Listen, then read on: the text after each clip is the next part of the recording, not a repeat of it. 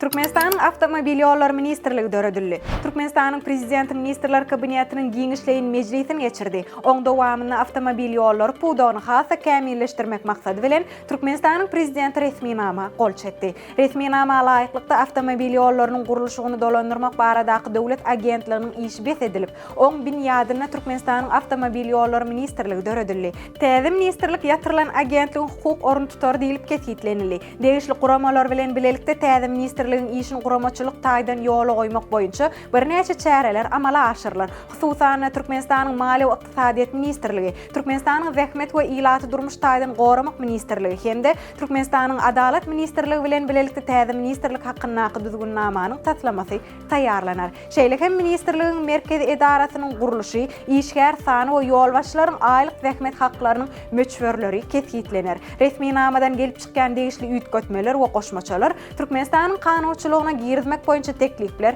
taýýarlanlar. Bu işleri bir ay möhletde tamamlap, Türkmenistan'ın Ministerler Kabinetine hödürlemek bellenildi. Sizi dünýäniň hem ýurdumyzyň täzelikleri gyzyklandyrýarmy? Onu Türkmen portal bilen alyň. Bize agza bolmagy unutma.